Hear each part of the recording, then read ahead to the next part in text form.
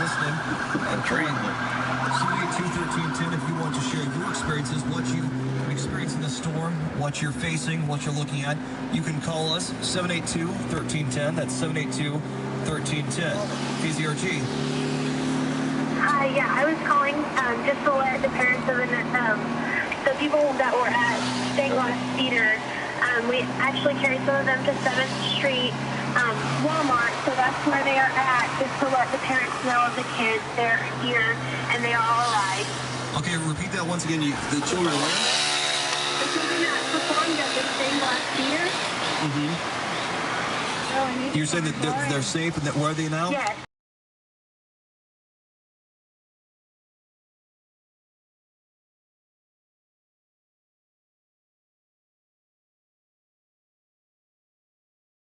Or 3:49 rather. I wish it was 7:39 p.m. No, it's 3:49 p.m. O'Reilly Auto Parts on East 7th Street is open and has supplies like gloves, batteries, flashlights, lights, oil, cans, gas cans, generators, tools, bottled water, and more. O'Reilly Auto Parts, better prices every day. O'Reilly Auto Parts. You know, we keep hearing about people that want to help out and do what they can to help out. And, of course, we mentioned the tractor trailers and some of the items that are in the Food for Less parking lot. There are a lot of items, clothing items, that are being donated and accepted at North Park Mall. What we've heard so far is that a lot of the locations aren't donating clothing just yet. We're basically looking at some of the basic essentials and some of the toiletries. Well, North Park Mall is helping out with the clothing drive.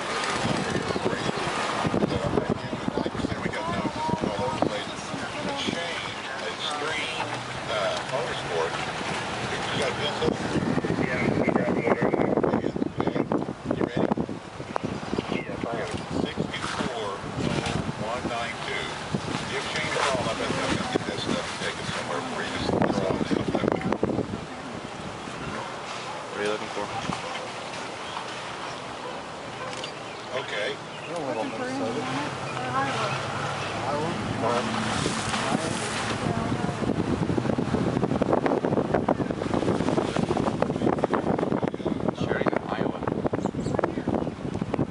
That's Ohio. Iowa's back there. Chicago. While you're looking for that, Joe, you got an announcement? Yes, some good news. The Spoon Sisters.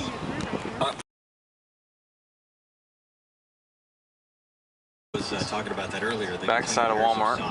Well, as we close up on the top of the hour right here, KZRG news time is 5:59.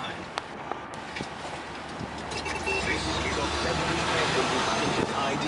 This is Unreleased FM 102.9 AM News Talk KZRG Joplin. It's 4 o'clock. That's it. We're still actually a little, we're just closing in on 4 o'clock, getting ready for Fox News here in just a few seconds. Want to remind you that you can stop. Just east of that, and their homes were destroyed. Yes, and I haven't heard any damage out there except what I got personally from our friend. again. I know Memorial Middle School has set something up, and they have a center there, and I know that South Junior High is going on, but I have not heard a thing about it. Well, I'm just wondering if there's any other damage out in that area, was my question.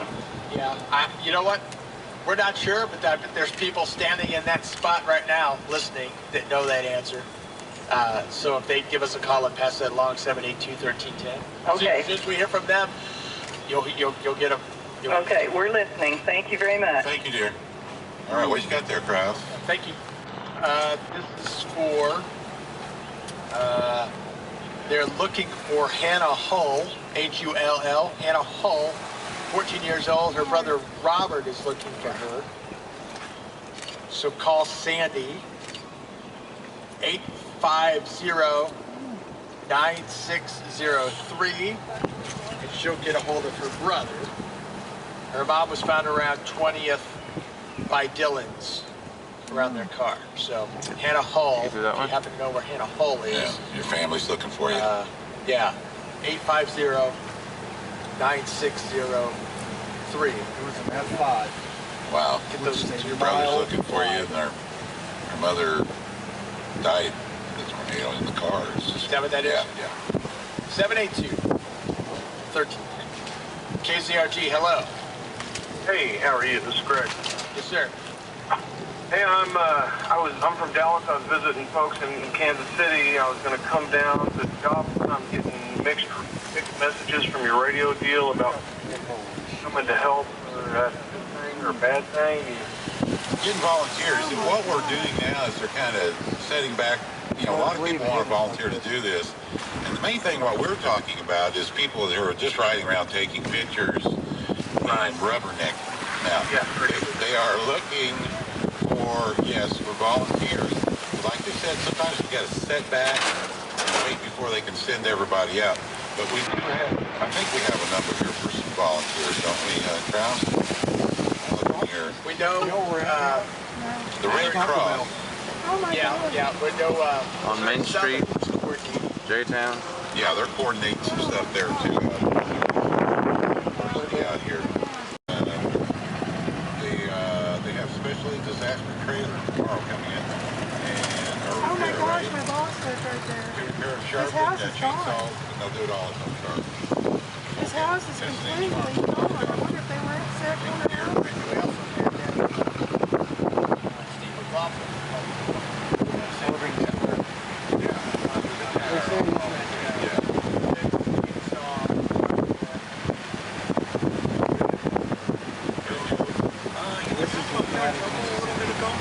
Wiped out the gas.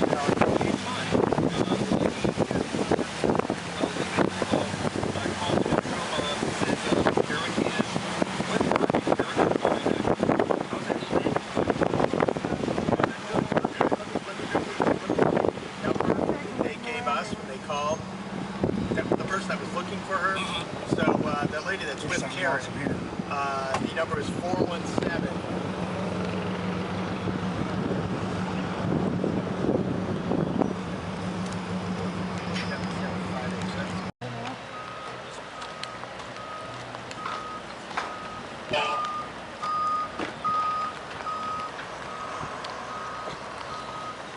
Cunningham Park, old historical house.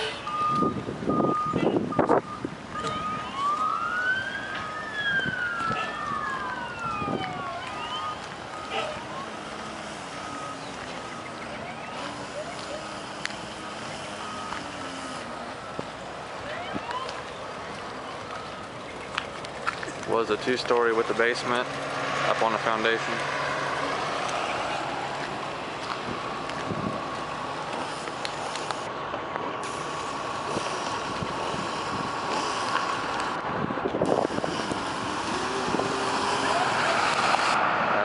The park, left of it.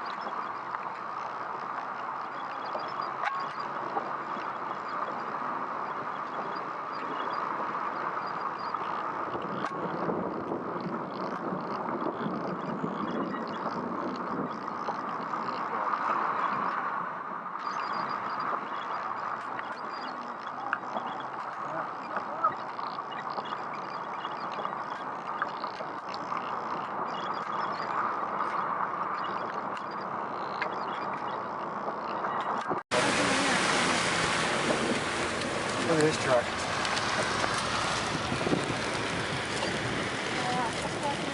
He said they didn't have anything in town.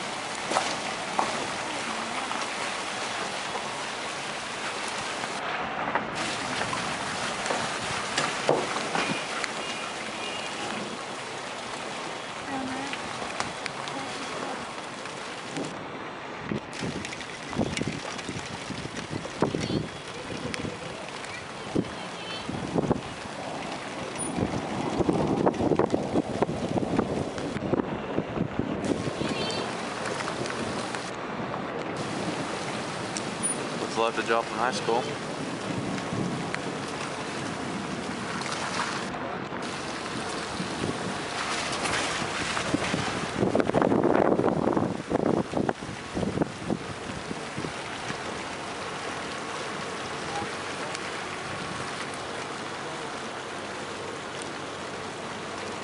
Franklin Tech Community Center.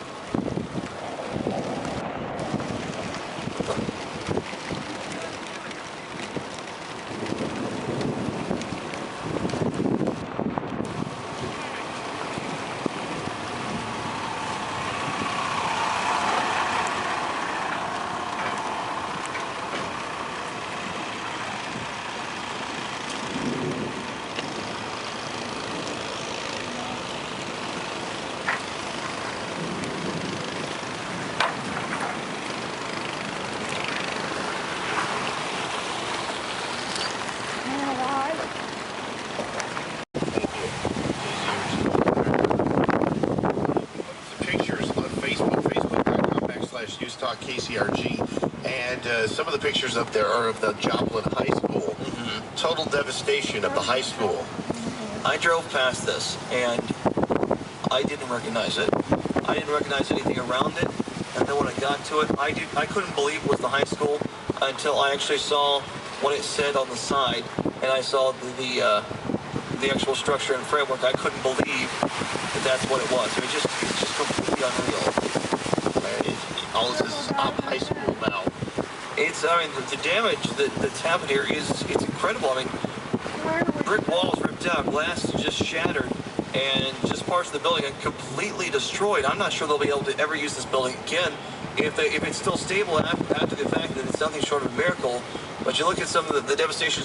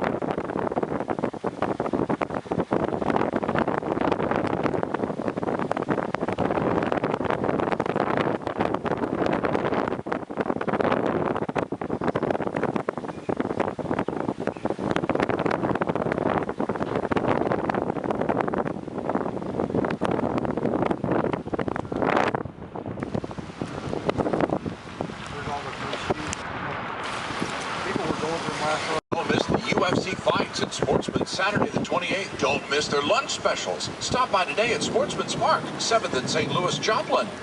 It's currently 60 at News Talk KCRG.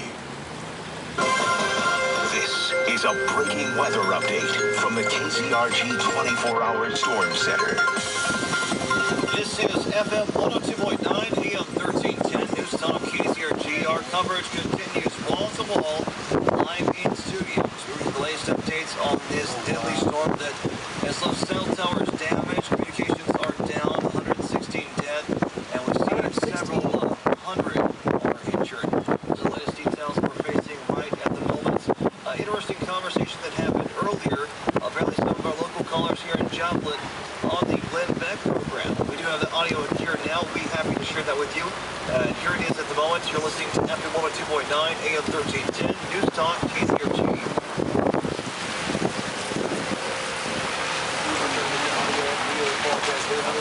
Obi, are you there? I'm here. How are you, Glenn? Very good. How much of your town is left?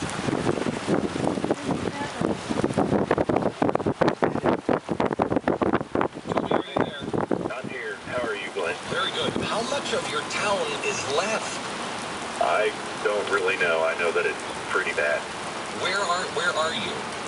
I'm actually in the first neighborhood that was hit by the tornado. I have to tell you, I grew up in the Pacific Northwest where, once in a while we'll have a hard rainstorm. And so I never grew up around extreme weather. When I was in, where was it? That may have been Missouri. I can't remember where it was. And a tornado had just ripped through a neighborhood. And I got off the Mike Woolston, Woolston. I'm a real estate broker. Okay. And our Mayor Joplin too? Correct. I was hearing of course, when my power went out, the radio I had on at home wasn't working. So when I got in my car to leave, the radio was broadcasting about the damage at the high school. So I headed towards the high school to get a look at that damage, and I got over to 15th and Connecticut, and the traffic was just gridlock. And about that time, I got a call from City Hall telling me, the extent of what had happened. So I headed that way then. Okay. What was your reaction with you looking at everything? Of course, we got reports of things from fire department, police personnel, that kind of thing. I didn't really get out and look at anything until about 2 a.m., 3 a.m. Monday morning. The fire chief, the city manager, and I went out through the damaged area. Of course, it's dark out. A lot of the power was out to a good part of that area. And so the only light we had was the headlights of the vehicle we were in. But it was rather an eerie feeling, simply because you would get to an intersection that you knew quite well, and you could go another block and you couldn't recognize where you were at, because all the landmarks that you see visually and don't really make mental note as you're driving, they're all gone. And so it's very easy to get disoriented in terms of where you were at and have to stop and count from an intersection that you did recognize. Well, it's this many blocks, so it's got to be this street. It was that much different. Did you ever get lost? I know I did several times. Never really got lost being a real estate broker. I'm pretty familiar with streets and stuff like that, but like I said, and I noted it particularly on 20th Street around, I guess Delaware, Alabama, Florida, kind of right in through there, that all the corners look so much the same, and with no buildings now, you just very easy to get disoriented as to where exactly you were. Okay. Do you feel the city of Joplin was prepared for such a traumatic event? I don't think probably any city can be well prepared. I think we are as prepared probably as we could be for any major event. We have a disaster plan that we're supposed to go by when something like this happens, but whatever plans you make can never really address the totality of something like this, and I don't know that you can ever really think of everything that potentially might need to be done in terms of developing the plan. The plan helps. What were you doing when the tornado was announced on the television? Playing out in the garage with my record collection, playing records. What was going through your mind when you heard about everything? My wife come to the back door and she said, we got a bad storm coming from the west towards Coral Junction. I said, okay. So I thought about it a little bit, and she come back. I said, I'll check to see where the kids are. So she got them on the phone, and they were out on a range line. She told them a bad storm was coming.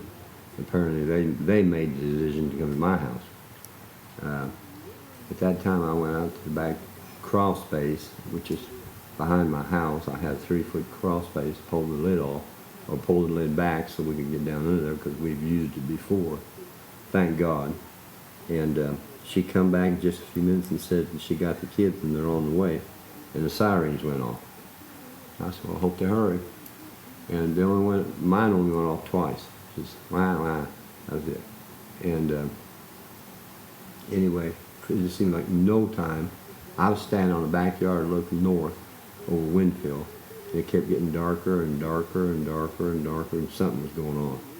And pretty soon the kids come slamming up into the driveway. You got a new truck. And they come through my side door, through the kitchen, through the family room, through the patio. I motioned for them to come out back. And they went right through the patio out to me. And I started telling them to get in the hole, get in the hole. And I put 8 of them in the hole, my 4 grandkids, my daughter, my wife, my son-in-law, and myself.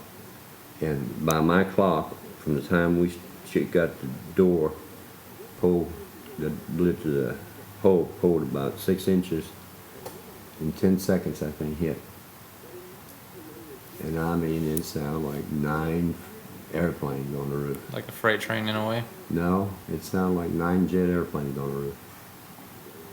Now, how long were you trapped in there for?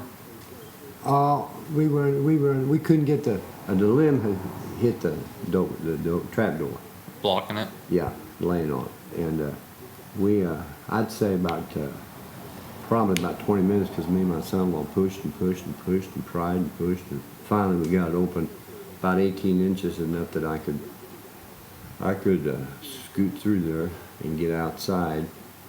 And of course my house was gone, my neighbor's house was gone, everybody was gone. And I finally worked that limb over where I could get more room for everybody to get out. And checking, nobody was injured, thank God. My real name is Tom Perry, but I am Hank Broughton Jr. on the radio and TV. I work for Big Dog 97.9, the Zimmer Radio Group, and KSN TV. Probably just right after the aftermath, when I started hearing the radio coverage and getting calls from people, that I realized there'd been something bad happen in Joplin, but I did not realize how bad until I come in that morning, Monday morning. So you didn't rush right to the radio station? No, they didn't call us or anything. You know, it was just starting to happen. And I get up and come in and do an early Monday morning thing on KSN. And well, I'd called them and they said, no, things will be different in the morning and we'll not do your part. And so I went to bed. When KZRG was broadcasting 24/7 for a little over 7 days, what effect did that have on the employees of the station? Well, you know, to tell you how that all came about too, I got up that morning and could not get into Joplin, and finally did, and I came right here and found out I wasn't needed at the TV station. So I tried to make my way across town to the radio station over on 32nd Street, and that's when I'd been seeing bad stuff. And when I went through that part of town, it was destroyed. People were standing in their yards and stuff. I thought, man, this is terrible. What am I going to do? So I made it finally down to the radio station, and I went in, and I see Chad and Josh, and they've been there all night. And Chad had lost his home, and I thought, I need to sit down here at the mic and do something, you know. And that's when I find out that 8 of our employees at the radio station had lost their stuff in their homes or apartments, and right here at the TV station, 12. And with one of the employees, a young man I work with in the morning, in serious condition in the hospital, you know. So it's bad. And so far, the only bad thing that happened to me was my satellite was off for 2 hours. Honestly, it's crazy. So I'm sitting there, and we went into the coverage. And I stayed on there quite a bit because this is my home and stuff. And the whole time I'm working with Chad and Rob, and these guys had all lost their stuff, but they're still doing their job, because all of a sudden we realized, wow, we're doing a pretty important thing here all of a sudden.